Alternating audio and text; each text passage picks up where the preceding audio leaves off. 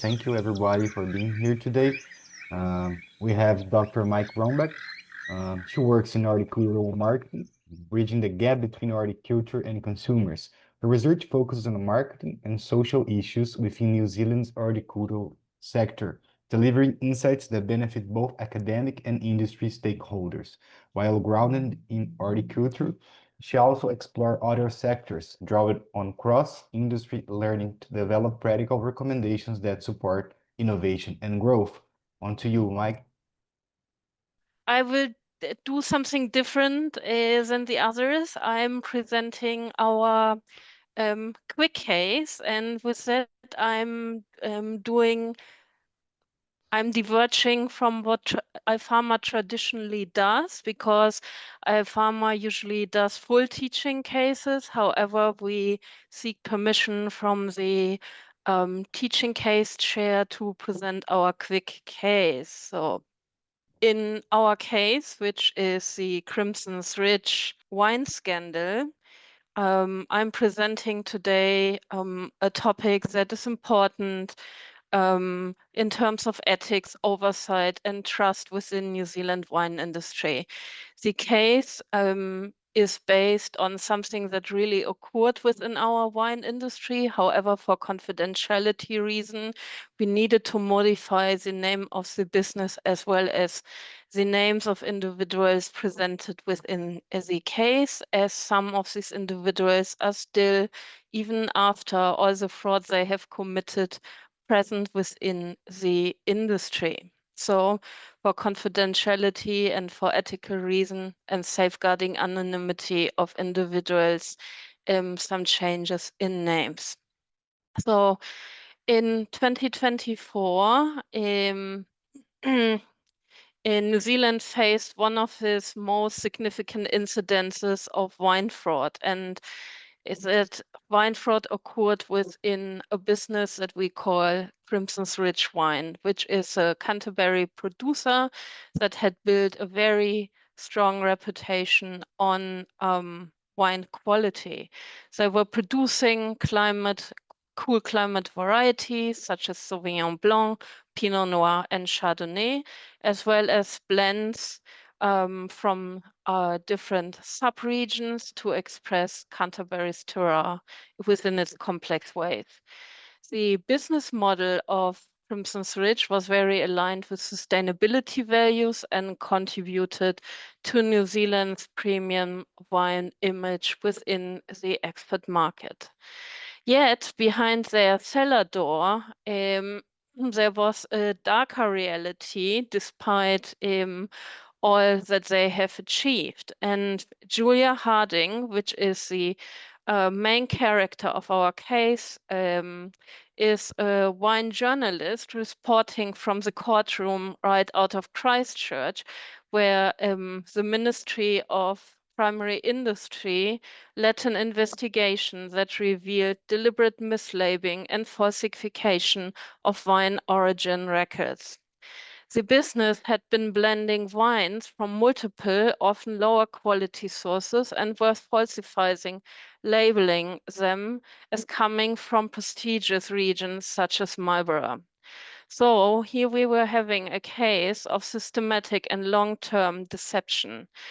And this was brought to light not through inspection and through routine audits, but rather through a whistleblower, an employee that has been working in Crimson Thread's bottle division. So this person noticed inconsistencies in shipping records and gathered evidence over several months, and then contacted the Ministry of Primary Industry. 3 individuals were in charge of all that has happened, and these were Sam Crimson and Ben Rich, so the winery's directors, as well as Anna Kane, the head winemaker.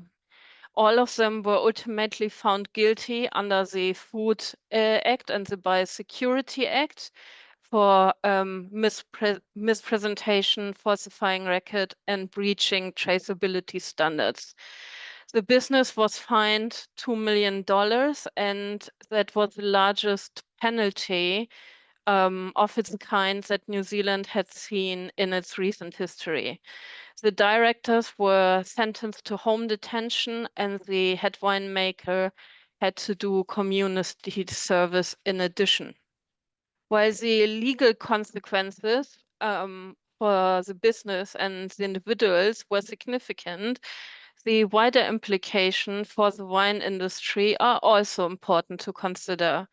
Consumer trust has been built over decades. New Zealand's wine industry has strong branding, and we're good in storytelling around terroir and in terms of sustainability messaging.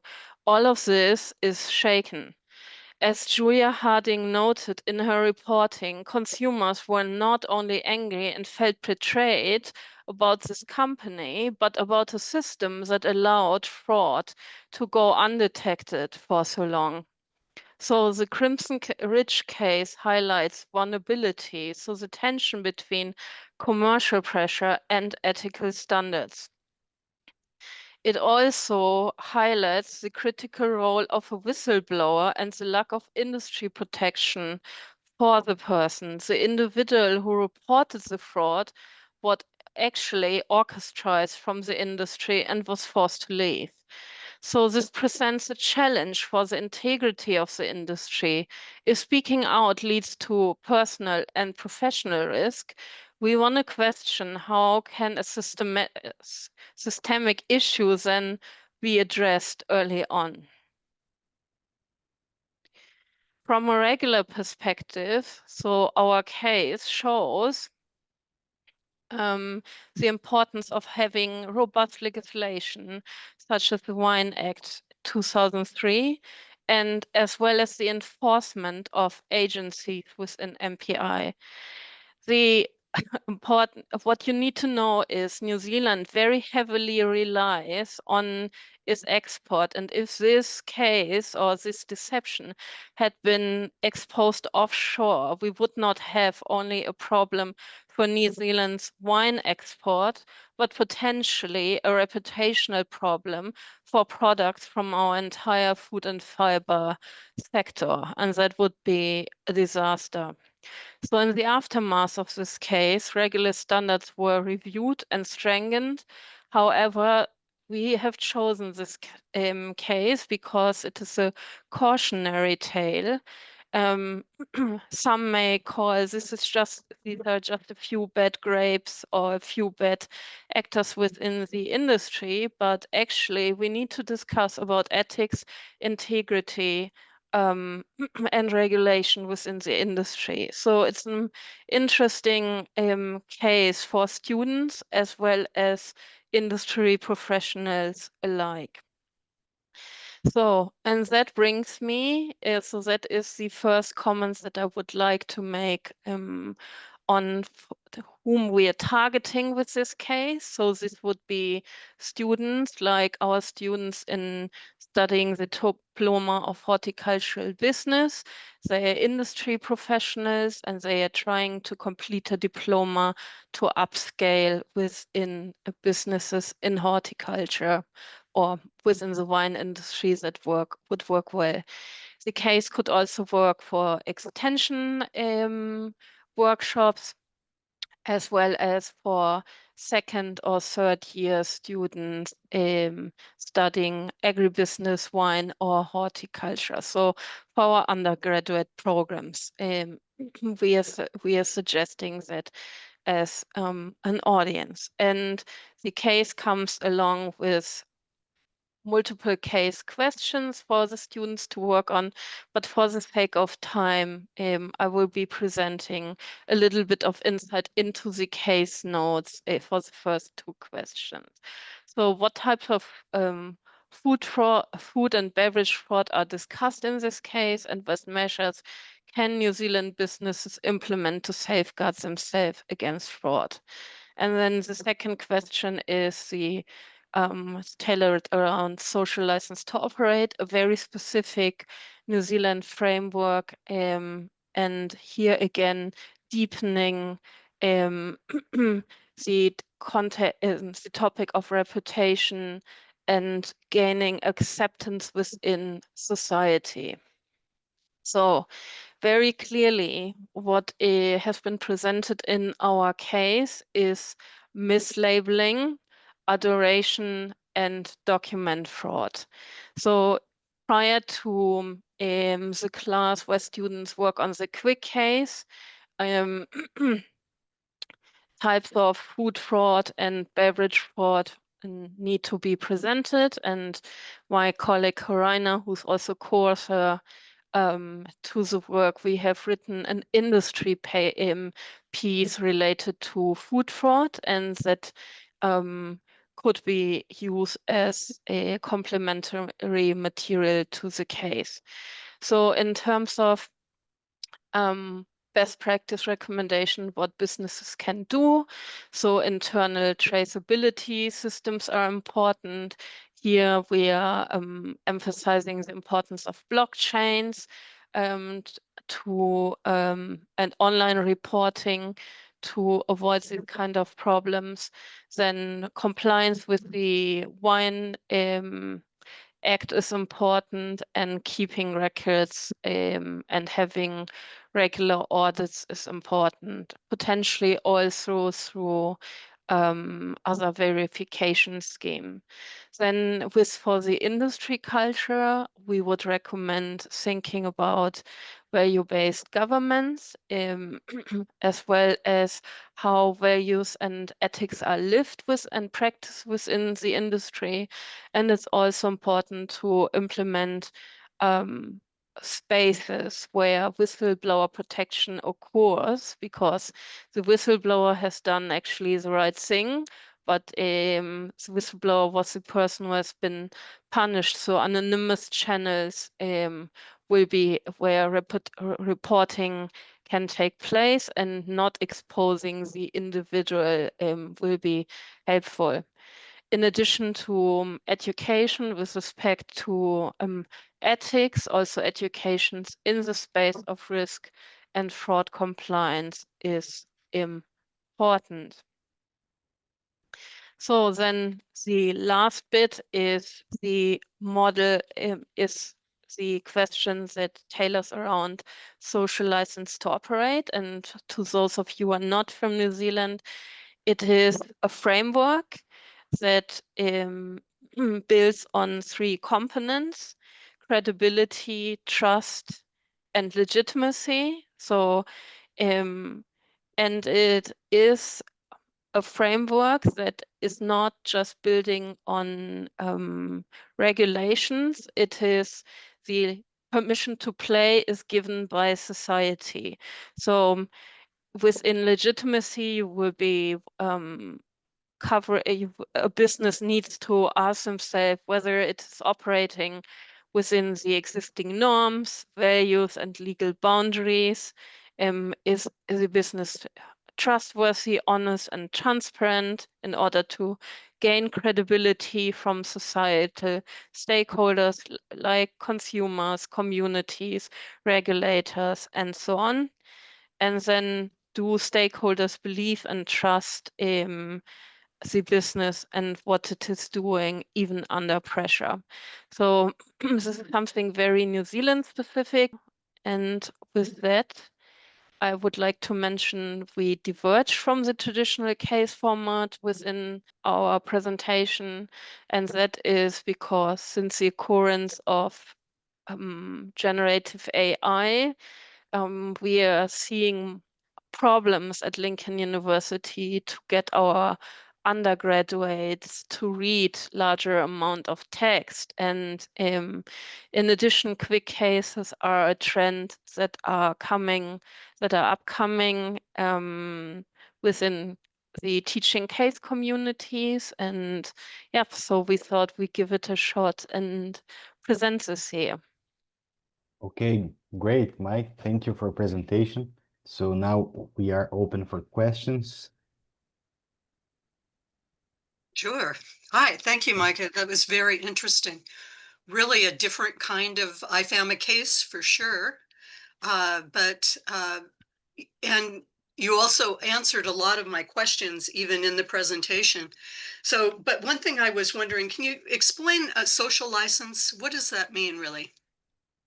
So social license to operate is your permission to play, basically.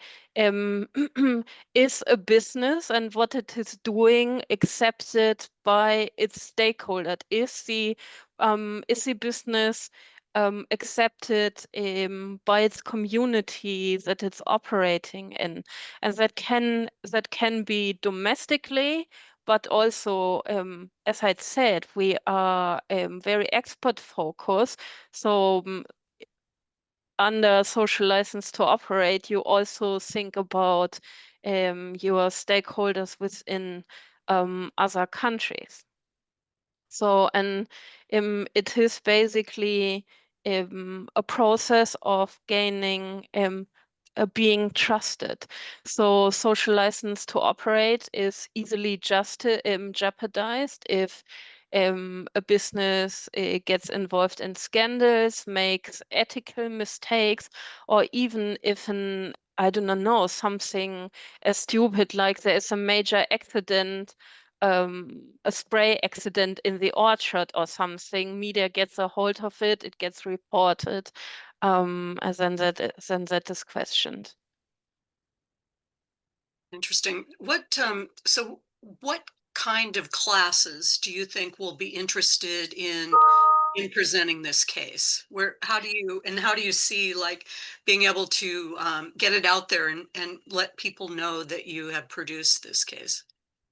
So I think this will be a good case for people that teach either horticultural business, wine business, or the wider agribusiness. And I would tailor that to programs, so to mature diploma students, to industry people, in a US case, probably towards extension work, and for our undergraduates, at least second year student or third year students, where they're keen, where they have some basic industry knowledge, um, that they can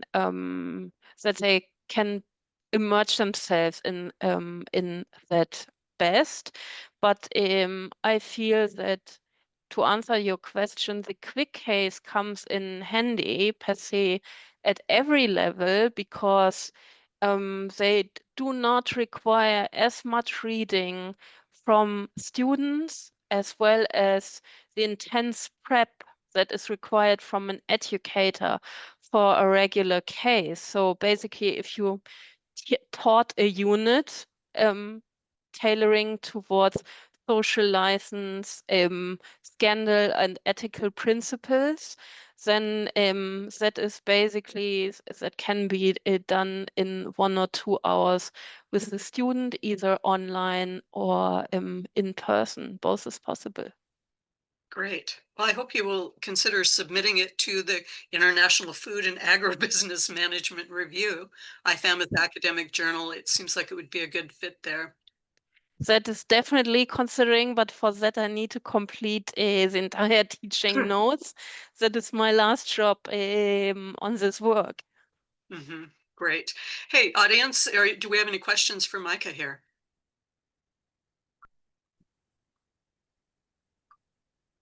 Yes, I have a quick question. This is Shariar Kibria. Meike, I really enjoyed the presentation. And again, if you are considering submitting to the journal, you're most welcome. We welcome very interesting case studies such as these. And if you want to talk before submitting, and we're thinking of coming up with a series of interesting case studies, and your one is certainly unique.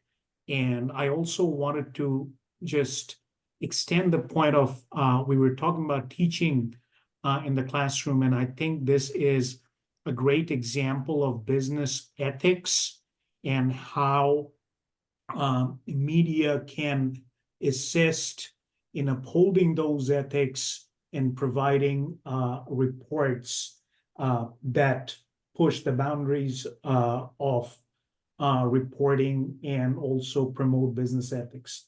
We're talking about social licensing, or you were talking about social licensing. Just out of curiosity, who issues them and who monitors them in this space? That is what I said. That is something very unique to New Zealand. It is not regulatory. It is society. It is not like some paperwork that you can have. It's a societal context. But what I'm getting from your question is that is something that I need to stress very strongly in my teaching notes. What social license actually is for international audiences. So thank you for that hint.